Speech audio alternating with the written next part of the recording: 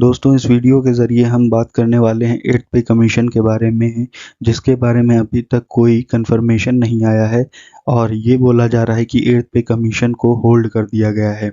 क्योंकि अभी तक 7th पे कमीशन चल रहा था और 7th पे कमीशन को बीते हुए 9 साल हो चुके हैं और हर 10 साल में एक नया पे कमीशन, एक नया वेतन आयोग आ जाता है, जिसके लिए अभी तक 8th पे कमीशन को फॉर्म कर दिया जाना चाहिए था, लेकिन अभी तक इसे फॉर्म नहीं किया गया है। वहीं दूसरी तरफ कई सारे लोगों का ये कहना है कि हो सकता है परफॉर्मेंस बेस्ड सैलरी हाइक देखने को मिले गवर्नमेंट एम्प्लॉयज़ की, यानी गवर्नमेंट एम्प्लॉयज़ जैसा काम करेंगे उस हिसाब से उनकी सैलरी में हाइक दिया जा सकता है, ऐसी भी बातें सामने आ रही हैं। तो इसके बारे में गवर्नमेंट ने अभी भी कोई कंफर्मेशन नहीं की है और एम्प्लॉयज़ बहुत ही ईगरली वेट कर रहे हैं कि 8th पे कमीशन को फॉर्म कर दिया जाए, क्योंकि महंगाई बहुत बढ़ रही है और बढ़ती महंगाई को देखते हुए खर्चों को निपटाना बहुत मुश्किल होता जा रहा है, जिसकी वजह से ये चेंजेस के बारे में एम्प्लॉयज़ बातें कर रहे हैं। तो आइए देखते हैं, इस वीडियो के ज़रिए जानने की कोशिश करते हैं कि क्या है 8th पे कमीशन और इसके बारे में अभी क्या बात चल रही है।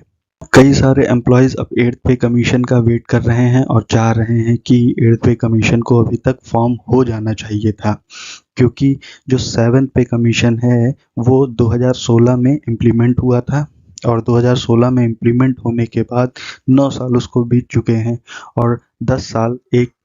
पे कमीशन चलता है, उसके बाद एक नया पे कमीशन आ जाता है। तो 9 साल बीत चुके हैं, इसलिए जो एम्प्लॉयज़ हैं वो ये चाह रहे हैं कि एक नया पे कमीशन यानी 8th पे कमीशन अब तक फॉर्म कर दिया जाना चाहिए था। जो 7th पे कमीशन है उसे 2016 में जब इम्प्लीमेंट किया गया था तो उसने जो एम्प्लॉयज़ हैं उनकी मिनिमम सैलरी यानी कम से कम सैलरी 7,000 रुपये से बढ़ा करके 18,000 रुपये पर मंथ कर दिया था। वहीं जो मैक्सिमम सैलरी है जो कि टॉप ऑफिशियल्स को दी जाती है, जो कैबिनेट और सेक्रेटरीट लेवल के जो ऑफिसर्स होते हैं उनकी सैलरी 2.5 लाख रुपये पर मंथ कर दी गई थी। यानी इतना बड़ा चेंज आया था 7th पे कमीशन लगने पर, 7,000 से सीधे 18,000 मिनिमम सैलरी। तो इसीलिए जो एम्प्लॉयज़ हैं वो ये चाह रहे हैं कि अब नया पे कमीशन लागू किया जाए, 8th पे कमीशन को फॉर्म कर दिया जाए और 2026 से उसको लागू कर दिया जाए, ताकि उनकी सैलरी में और हाइक देखने को मिले, क्योंकि जो महंगाई है बहुत बढ़ती जा रही है, खर्चों को निपटाना मुश्किल होता जा रहा है, जिसकी वजह से एम्प्लॉयज़ इन सब बातों का वेट कर रहे हैं। हालांकि गवर्नमेंट की तरफ से 8th पे कमीशन के बारे में अभी कुछ भी नहीं कहा गया है और ऐसा लगता है कि 8th पे कमीशन को होल्ड कर दिया गया है। और वहीं पर दूसरी तरफ कई सारे लोगों का ये कहना है कि गवर्नमेंट सैलरी हाइक के लिए एक नई अप्रोच, एक नए सिस्टम को लेकर के आ सकती है, जैसा कि अभी हम लोगों ने बात की कि हो सकता है परफॉर्मेंस बेस्ड सैलरी हाइक देखने को मिले फ्यूचर में। हालांकि इसके बारे में अभी कुछ भी कहा नहीं जा सकता, क्योंकि गवर्नमेंट ने कोई भी बात कंफर्म नहीं की है। दोस्तों, एक पे कमीशन जो होता है वो एक गवर्नमेंट अपॉइंटेड बॉडी होती है जो कि सेंट्रल गवर्नमेंट के एम्प्लॉयज़ के सैलरी स्ट्रक्चर को रिव्यू और रिकमेंड करती है, जिसकी वजह से एम्प्लॉयज़ की सैलरी में रिविजन्स आते हैं और हाइक्स देखने को मिलते हैं। इंडिपेंडेंस के बाद से इंडिया में टोटल 7 पे कमीशंस इम्प्लीमेंट हुए और हर एक पे कमीशन लगभग 10 साल को कवर करता है और इन रिकमेंडेशन से कई सारे लोगों की, कई सारे एम्प्लॉयज़ और पेंशनर्स की जो लाइफ स्टाइल है, जो लिविंग स्टैंडर्ड है, उसके ऊपर काफ़ी इफ़ेक्ट पड़ता है। और 7th पे कमीशन लागू हुए 9 साल हो ही चुके हैं और 10वां साल कंप्लीट होने वाला है, यानी 2026 में 10 साल कंप्लीट हो जाएंगे। इसलिए 7th पे कमीशन के बाद 2026 में 8th पे कमीशन को लागू हो जाना चाहिए, जिसके लिए अभी तक 8th पे कमीशन को फॉर्म कर दिया जाना चाहिए था, जो कि अभी तक नहीं हुआ है। दोस्तों, जो 7th पे कमीशन है वो 28 फरवरी 2014 को मनमोहन सिंह जी की गवर्नमेंट में सेटअप किया गया था और इसे हेड कर रहे थे जस्टिस अशोक कुमार माथुर जी। जो 7th पे कमीशन है उसका पर्पज़ ये था कि जो भी सेंट्रल गवर्नमेंट एम्प्लॉयज़ हैं उनकी सैलरीज़ को रिव्यू किया जा सके। अब 10 साल बीत चुके हैं और जो भी एम्प्लॉयज़ हैं वो 8th पे कमीशन का बहुत ही ईगरली वेटिंग कर रहे हैं। 7th पे कमीशन को फरवरी 2014 में यूनियन कैबिनेट के द्वारा अप्रूव किया गया था और ये 1 जनवरी 2016 से इफ़ेक्टिव हुआ, यानी इनैक्टमेंट इसकी हुई 1 जनवरी 2016 से और जो सैलरी चेंजेस हैं इस 7 पे कमीशन के अंडर वो 1 जुलाई 2016 से एप्लीकेबल हुए थे, इम्प्लीमेंट हुए थे। दोस्तों, अगर हम पुराने ट्रेंड को ही कंटिन्यू करते हैं तो उसके हिसाब से अभी तक 8th पे कमीशन को फॉर्म हो जाना चाहिए था, क्योंकि अगर 7th पे कमीशन को देखें तो 7th पे कमीशन जनवरी 2016 में इम्प्लीमेंट हुआ था, लेकिन उसको सेटअप 2 साल पहले ही यानी 2014 में उसको फॉर्म कर दिया गया था। तो उस ट्रेंड के हिसाब से अभी तक 2026 में हमारा 8th पे कमीशन लागू हो जाना चाहिए। तो उसके हिसाब से 2 साल पहले अगर हम देखें यानी 2024 में ही इसको फॉर्म हो जाना चाहिए था, जो कि अभी तक नहीं फॉर्म हो पाया है और 2024 खत्म हो चुका है लगभग। तो इस ट्रेंड के हिसाब से हमारे 9 साल बीत चुके हैं, 10 साल अगले साल कंप्लीट ही हो जाएंगे, लेकिन अभी तक गवर्नमेंट की तरफ से कोई भी कंफर्मेशन नहीं आया है। इससे रिलेटेड राज्यसभा में एक क्वेश्चन भी उठाया गया था 8th पे कमीशन के फॉर्मेशन से रिलेटेड, लेकिन जो फाइनेंस मिनिस्ट्री है उन्होंने रिस्पॉन्ड किया कि अभी तक गवर्नमेंट इस 8th पे कमीशन के फॉर्मेशन के बारे में कोई कंसिडरिंग नहीं कर रही है, कोई भी बात नहीं कर रही है, यानी 8th पे कमीशन को ऑन होल्ड कर दिया गया है। और हो सकता है गवर्नमेंट इसके लिए दूसरी अप्रोच लेकर के आए, कोई दूसरा सिस्टम, कोई दूसरा तरीका लेकर के आए, जिससे जो भी एम्प्लॉयज़ हैं उनकी सैलरी यहाँ पर परफॉर्मेंस बेस्ड या इन्फ्लेशन बेस्ड इंक्रीज हो सके, उसमें हाइक देखने को मिले। यानी हो सकता है कि परफॉर्मेंस बेस्ड हाइक देखने को मिले, यानी जैसा एम्प्लॉयज़ काम करते हैं वैसे उनके परफॉर्मेंस के बेसिस पे उनकी सैलरी में हाइक देखने को मिले, या फिर हो सकता है इन्फ्लेशन से रिलेटेड यहाँ पर इंक्रीज देखने को मिले, यानी जिस रेट से इन्फ्लेशन इंक्रीज होता है उसी रेट से जो सैलरी है उसमें भी हाइक देखने को मिले, ऐसा हो सकता है। लेकिन अभी भी कुछ भी कहना मुश्किल है, क्योंकि अभी तक गवर्नमेंट ने इसके बारे में कोई ऑफिशियल कंफर्मेशन नहीं दिया है। दोस्तों, पार्लियामेंट में फाइनेंस मिनिस्ट्री ने हाल ही में 8th पे कमीशन को प्रेजेंटली नॉट अंडर कंसिडरेशन बताया, जिसकी वजह से लोगों के बीच में, एम्प्लॉयज़ के बीच में न्यू 8th पे कमीशन को लेकर के यानी न्यू पे कमीशन को लेकर के काफ़ी ज़्यादा स्पेकुलेशंस बढ़ गई हैं, और वो ये सोच रहे हैं कि क्या गवर्नमेंट उनकी सैलरीज़ को रिवाइज करने के लिए कोई नया सिस्टम लेकर के आएगी। तो बेसिकली गवर्नमेंट का हो सकता है, मतलब कई सारे की एम्प्लॉयज़ का यही कहना है कि हो सकता है गवर्नमेंट परफॉर्मेंस बेस्ड सिस्टम लेकर के आए या फिर इन्फ्लेशन से टाइड एक सिस्टम लेकर के आए। इन्फ्लेशन जिस रेट से बढ़े उसी रेट से हो सकता है सैलरी में इंक्रीज देखने को मिले। और इसकी वजह से एक बेनिफिट ये भी हो सकता है कि हमें 10 साल तक इंतज़ार नहीं करना पड़ेगा, क्योंकि एक बार जब एक पे कमीशन लागू होता है तो 10 साल बाद ही दूसरा पे कमीशन चेंज होकर के अप्लाई होता है। तब तक 10 साल के लिए सेम सैलरी रहती है और 10 साल में बहुत सारी चीज़ें चेंज हो जाती हैं। तो ये एक अच्छी चीज़ भी हो सकती है कि टाइम टू टाइम बीच बीच में सैलरी में रिवीजन और हाइक्स देखने को मिलते रहेंगे, अगर ऐसा कुछ यानी परफॉर्मेंस बेस्ड या इन्फ्लेशन से टाइड रेट्स लेकर के अगर गवर्नमेंट आती है तो। हालांकि अभी भी कुछ भी कहना मुश्किल है। दोस्तों, 8th पे कमीशन से जो एम्प्लॉयज़ हैं उनकी क्या एक्सपेक्टेशंस हैं, यानी 8th पे कमीशन की रिकमेंडेशंस की अगर बात करें तो सबसे पहले तो एम्प्लॉय यही चाहते हैं कि जो उनकी मिनिमम सैलरी है वो हाईयर हो जाए, यानी 18,000 रुपये से बढ़कर के 26 से 30,000 रुपये पर मंथ मिनिमम सैलरी हो जानी चाहिए, ताकि बढ़ते हुए इन्फ्लेशन और लिविंग कॉस्ट को मेंटेन किया जा सके, ताकि इन सब चीज़ों को बियर किया जा सके। दूसरा जो फिटमेंट फैक्टर है, फिटमेंट फैक्टर को जो कि प्रेजेंट टाइम में 2.57 है, उसे बढ़ करके 3.5 से 3.8 के बीच में हो जाना चाहिए, ऐसा एम्प्लॉयज़ का मानना है। क्योंकि जो फिटमेंट फैक्टर होता है ये एक मल्टीप्लायर होता है जिसको हम यूज़ करते हैं, बेसिक पे से मल्टीप्लाई करते हैं जब फिटमेंट फैक्टर को, और ग्रेड पे में ऐड कर देते हैं, तो जो रिवाइज सैलरी है यानी सैलरी एडजस्ट होकर के आती है, यानी न्यू सैलरी क्या होनी चाहिए वो निकल करके आती है। तो फिटमेंट फैक्टर एक बहुत बड़ा मल्टीप्लायर है जो कि बहुत ही इंपॉर्टेंट रोल प्ले करता है सैलरीज को रिवाइज करने में और एडजस्ट करने में। तो एम्प्लॉयज़ का ये भी कहना है कि फिटमेंट फैक्टर को 2.57 से बढ़ा करके 3.5 या 3.8 कर दिया जाना चाहिए। वहीं जो डियरनेस अलाउंस है, जैसा कि हम लोग जानते हैं डियरनेस अलाउंस एक साल में 2 बार डियरनेस अलाउंस में डीए में हाइक देखने को मिलता है प्रेजेंट टाइम में। तो एम्प्लॉयज़ का ये कहना है कि जो डीए है उसमें जो हाइक हो वो इन्फ्लेशन से के रिस्पॉन्सिव हो, यानी डीए का हाइक उतना होना चाहिए जितना इन्फ्लेशन बढ़ रहा है। जैसे इन्फ्लेशन अगर 10% से बढ़ रहा है तो डीए में भी 10% से ही चेंज आना चाहिए, वो भी हाइक होना चाहिए 10% से, ताकि इन्फ्लेशन को टैकल किया जा सके। क्योंकि इन्फ्लेशन में अगर 10% का हाइक आता है और डीए केवल और केवल 5% से ही बढ़ता है तो इस कंडीशन में जो इन्फ्लेशन है उसको टैकल करना मुश्किल होगा। इस वजह से जो इन्फ्लेशन रेट है उसी के रिस्पॉन्सिव में डीए में भी हाइक होना चाहिए। चौथा जो पेंशन है, पेंशन में भी इंक्रीज आना चाहिए। 7th पे कमीशन के हिसाब से जो मिनिमम पेंशन है वो 9,000 रुपये है। तो एम्प्लॉयज़ का ये भी कहना है कि जो पेंशनर्स हैं जो 7th पे कमीशन से पहले रिटायर हो गए उनके लिए भी पेंशन को रिवाइज किया जाना चाहिए, उसमें भी रिवीजन किया जाना चाहिए ताकि जो पेंशन है वो इंक्रीज़ हो सके। क्योंकि प्रेजेंट टाइम में 9,000 रुपये एक फैमिली को रन करने के लिए यहाँ पर काफ़ी कम होते हैं और रिटायरमेंट के बाद ये मेजर सोर्स ऑफ इनकम बचता है एक फैमिली के लिए, एक इंडिविजुअल के लिए जो कि पहले एक गवर्नमेंट एम्प्लॉय था, जो कि पहले एक अच्छी खासी सैलरी अर्न कर रहा था। तो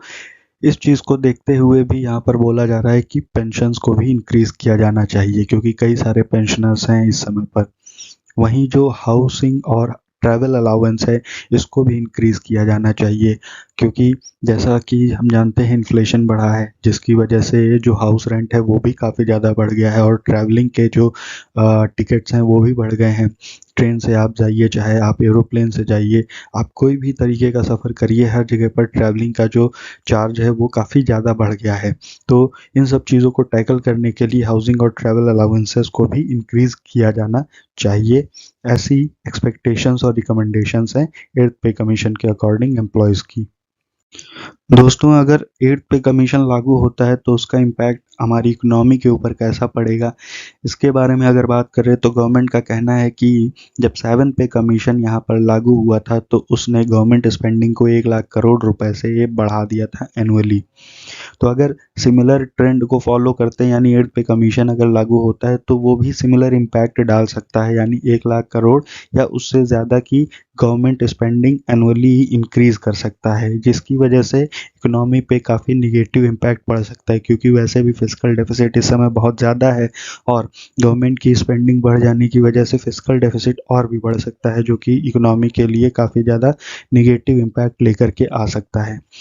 और ये increase in spending public finances को भी स्ट्रेन कर सकता है। वहीं दूसरी तरफ ये अच्छी चीज़ भी हो सकती है क्योंकि इसकी वजह से क्या होगा, कंज्यूमर की स्पेंडिंग बढ़ेगी। ज़्यादा लोगों के पास जब सैलरी आएगी तो इसका मतलब उनके पास ज़्यादा डिस्पोजेबल इनकम होगी। डिस्पोजेबल इनकम बोले तो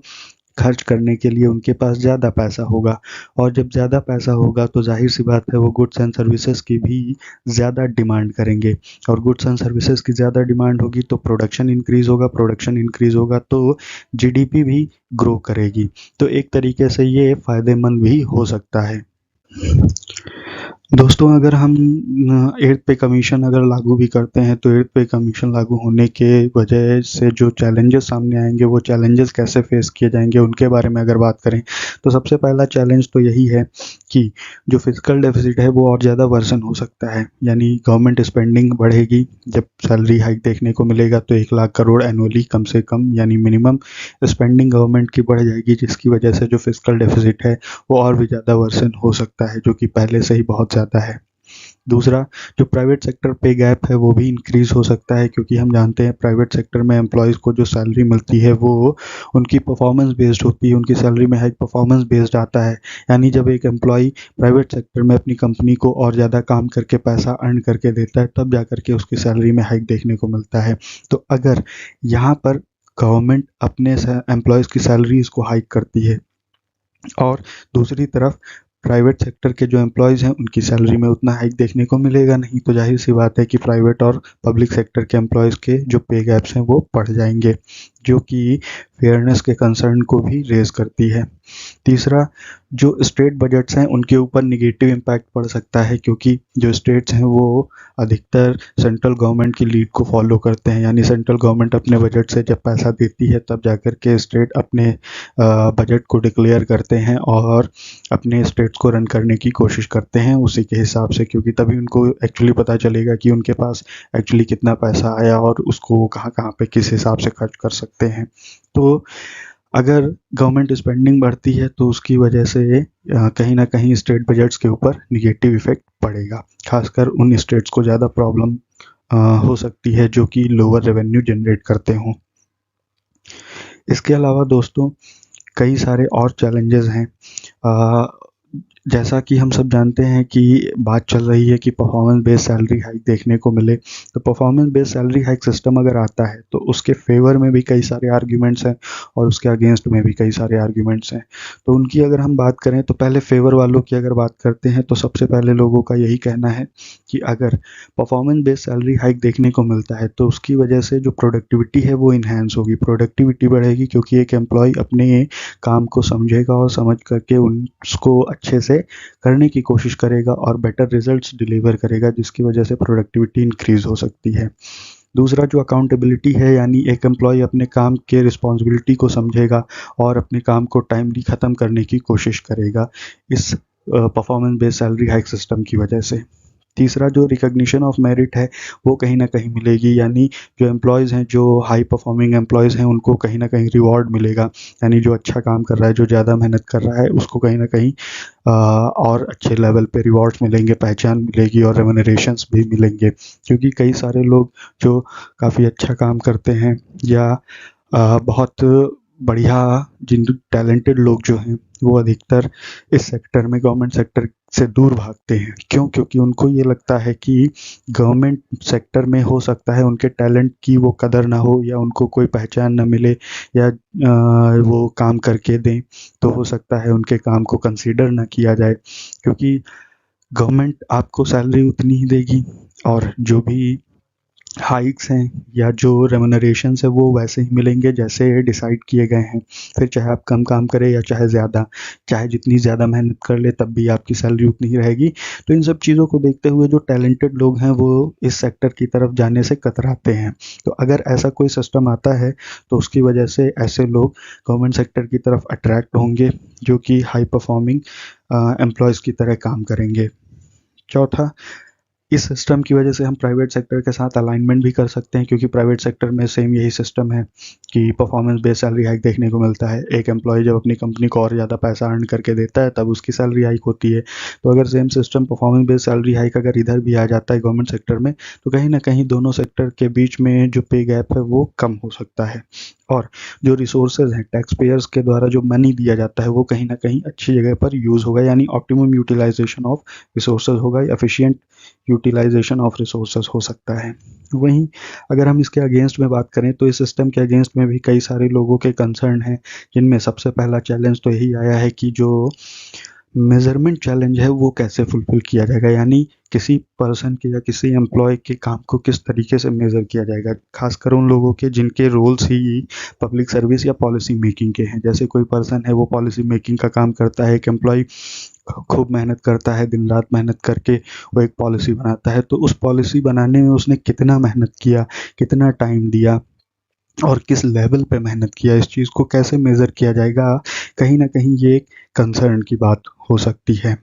तो अगर आप उसके परफॉर्मेंस को कम आंकते हैं तो उसकी सैलरी भी कम रह जाएगी, यानी हाइक्स भी कम होंगे, और अगर ज़्यादा आंकते हैं तो हो सकता है उसकी सैलरी में हाइक भी देखने को मिले। तो ये मेज़रमेंट का एक कहीं ना कहीं एक सिस्टम काफ़ी ज़्यादा कंसर्निंग हो सकता है। दूसरा, जो फेवरेटिज्म का रिस्क है वो बढ़ सकता है, क्योंकि अधिकतर हम सुनने को पाते हैं कि जो गवर्नमेंट सेक्टर के एम्प्लॉयज़ होते हैं वो अपने लोगों का या जान पहचान के लोगों का काम जल्दी कर देते हैं या ज़्यादा तेज़ी से करते हैं। तो कहीं ना कहीं ये अनफेयर असेसमेंट या बायस्ड असेसमेंट हो सकता है, यानी there is a risk of biased और अनफेयर असेसमेंट। तीसरा जो जॉब सिक्योरिटी है, यानी लिंकिंग पे टू परफॉर्मेंस ये जॉब सिक्योरिटी के सेंस को इरोड कर सकता है, क्योंकि बेसिकली क्या होता था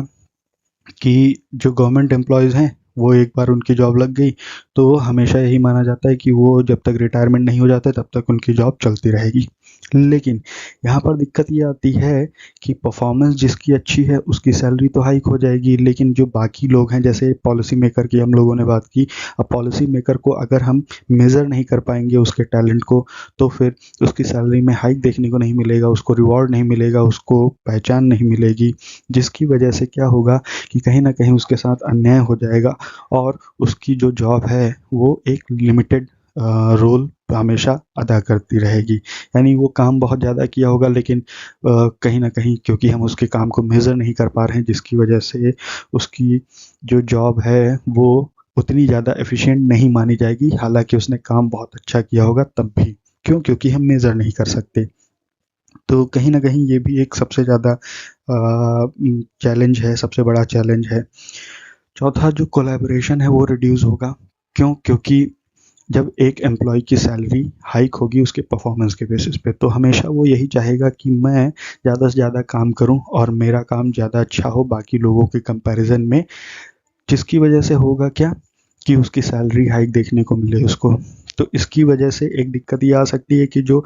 टीम वर्क है वो कहीं ना कहीं अब ख़त्म हो सकता है, क्योंकि हर एम्प्लॉय यही चाहेगा ना कि मैं बाकी लोगों से आगे बढ़ जाऊं ताकि मेरी सैलरी में हाइक मिले, मुझे रेमुनरेशन मिले, मुझे रिवॉर्ड किया जाए।